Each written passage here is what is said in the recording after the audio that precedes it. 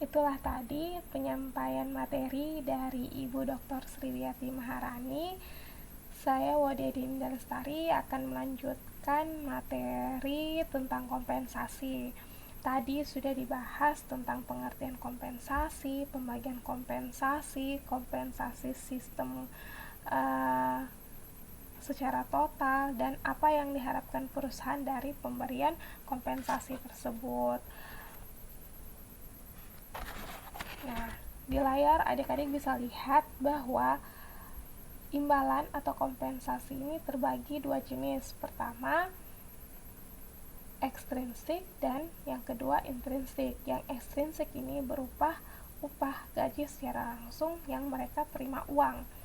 Nah, jadi ini bentuknya fisik. Sedangkan intrinsik di sini berupa penghargaan atas prestasi yang diberikan karyawan kepada perusahaan maupun instansi.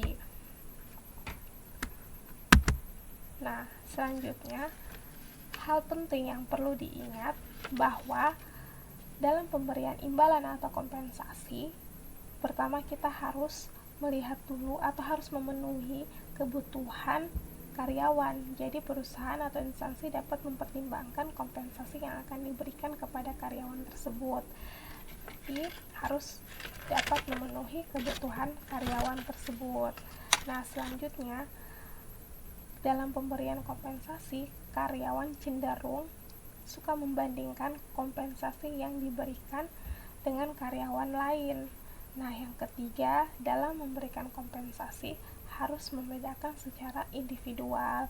Maksudnya di sini contohnya adalah pemberian kompensasi ekstrinsik. Tidak semua karyawan diberikan apresiasi atas kerjanya, melainkan karyawan yang mencapai target lebih awal atau tidak karyawan yang memiliki prestasi-prestasi lain yang akan diberikan apresiasi. Kenapa diberikan apresiasi?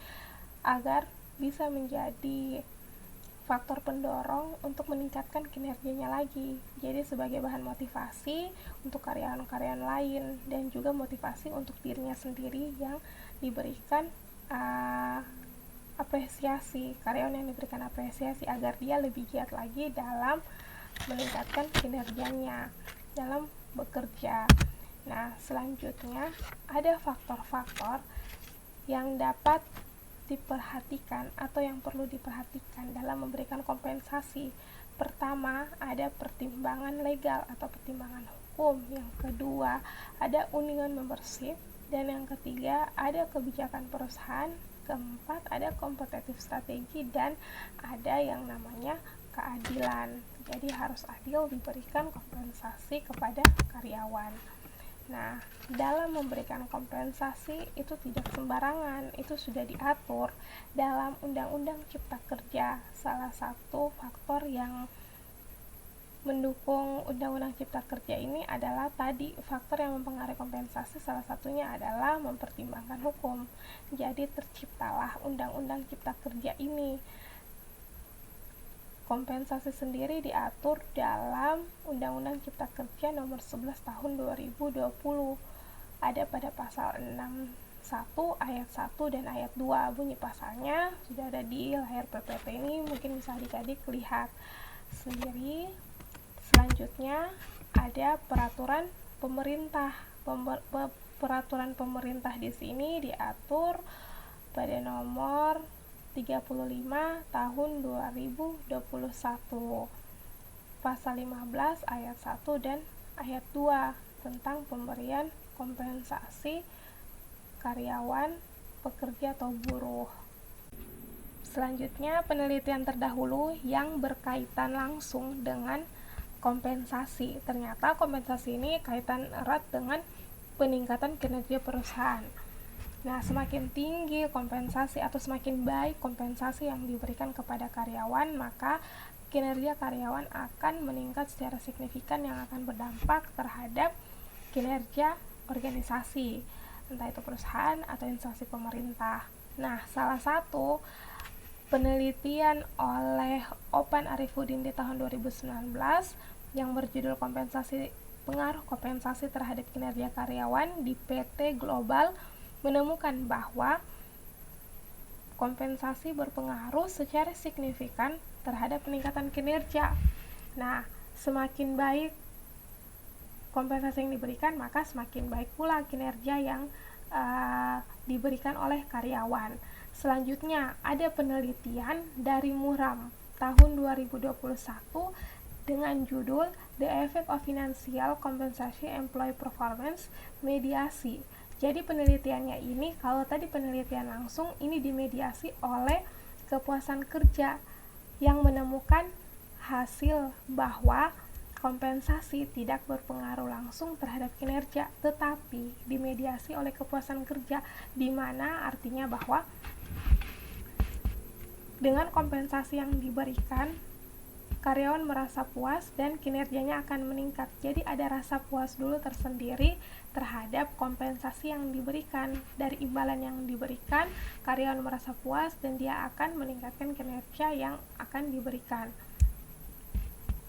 Selanjutnya ada penelitian dari Daniel tahun 2021 dan penelitian oleh Ingrid dan kawan-kawan tahun 2023. Nah, dari penelitian terdahulu, ini dapat disimpulkan bahwa kompensasi dapat mempengaruhi peningkatan kinerja. Itulah tadi penyampaian materi dari Ibu Dr. Sriwiyati Maharani. Saya Wadidin Lestari akan melanjutkan materi tentang kompensasi. Tadi sudah dibahas tentang pengertian kompensasi, pembagian kompensasi, kompensasi sistem secara total, dan apa yang diharapkan perusahaan dari pemberian kompensasi tersebut. Nah, di layar adik-adik bisa lihat bahwa imbalan atau kompensasi ini terbagi dua jenis. Pertama, ekstrinsik, dan yang kedua intrinsik. Yang ekstrinsik ini berupa upah gaji secara langsung yang mereka terima uang. Nah, jadi ini bentuknya fisik. Sedangkan intrinsik di sini berupa penghargaan atas prestasi yang diberikan karyawan kepada perusahaan maupun instansi. Nah, selanjutnya hal penting yang perlu diingat bahwa dalam pemberian imbalan atau kompensasi, pertama kita harus melihat dulu atau harus memenuhi kebutuhan karyawan. Jadi perusahaan atau instansi dapat mempertimbangkan kompensasi yang akan diberikan kepada karyawan tersebut. Jadi harus dapat memenuhi kebutuhan karyawan tersebut. Nah, selanjutnya dalam pemberian kompensasi, karyawan cenderung suka membandingkan kompensasi yang diberikan dengan karyawan lain. Nah, yang ketiga, dalam memberikan kompensasi harus membedakan secara individual. Maksudnya di sini contohnya adalah pemberian kompensasi ekstrinsik. Tidak semua karyawan diberikan apresiasi atas kerjanya, melainkan karyawan yang mencapai target lebih awal atau tidak, karyawan yang memiliki prestasi-prestasi lain yang akan diberikan apresiasi. Kenapa diberikan apresiasi? Agar bisa menjadi faktor pendorong untuk meningkatkan kinerjanya lagi. Jadi sebagai bahan motivasi untuk karyawan-karyawan lain, dan juga motivasi untuk dirinya sendiri yang diberikan apresiasi. Karyawan yang diberikan apresiasi agar dia lebih giat lagi dalam meningkatkan kinerjanya dalam bekerja. Nah, selanjutnya ada faktor-faktor yang dapat diperhatikan atau yang perlu diperhatikan dalam memberikan kompensasi. Pertama, ada pertimbangan legal atau pertimbangan hukum. Yang kedua, ada union membership. Dan yang ketiga, ada kebijakan perusahaan. Keempat, ada kompetitif strategi, dan ada yang namanya keadilan. Jadi harus adil diberikan kompensasi kepada karyawan.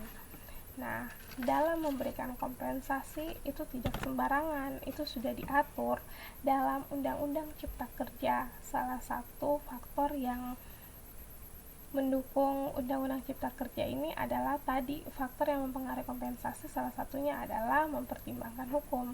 Jadi terciptalah Undang-Undang Cipta Kerja ini. Kompensasi sendiri diatur dalam Undang-Undang Cipta Kerja nomor 11 tahun 2020. Ada pada pasal 61 ayat 1 dan ayat 2. Bunyi pasalnya sudah ada di layar PPT ini, mungkin bisa adik-adik lihat sendiri. Selanjutnya ada peraturan pemerintah. Peraturan pemerintah di sini diatur pada nomor 35 tahun 2021, pasal 15 ayat 1 dan ayat 2 tentang pemberian kompensasi karyawan, pekerja atau buruh. Selanjutnya penelitian terdahulu yang berkaitan langsung dengan kompensasi. Ternyata kompensasi ini kaitan erat dengan peningkatan kinerja perusahaan. Nah, semakin tinggi kompensasi atau semakin baik kompensasi yang diberikan kepada karyawan, maka kinerja karyawan akan meningkat secara signifikan yang akan berdampak terhadap kinerja organisasi, entah itu perusahaan atau instansi pemerintah. Nah, salah satu penelitian oleh Opan Arifudin di tahun 2019 yang berjudul pengaruh kompensasi terhadap kinerja karyawan di PT Global menemukan bahwa kompensasi berpengaruh secara signifikan terhadap peningkatan kinerja. Nah, semakin baik kompensasi yang diberikan, maka semakin baik pula kinerja yang diberikan oleh karyawan. Selanjutnya, ada penelitian dari Muram tahun 2021 dengan judul The Effect of Financial Compensation Employee Performance Mediasi.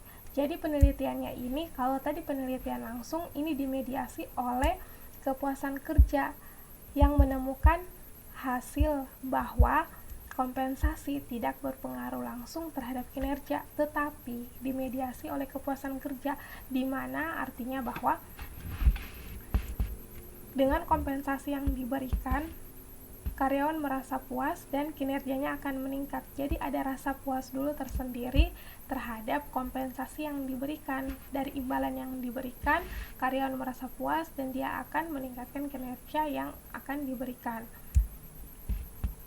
Selanjutnya ada penelitian dari Daniel tahun 2021 dan penelitian oleh Ingrid dan kawan-kawan tahun 2023. Nah, dari penelitian terdahulu, ini dapat disimpulkan bahwa kompensasi dapat mempengaruhi peningkatan kinerja.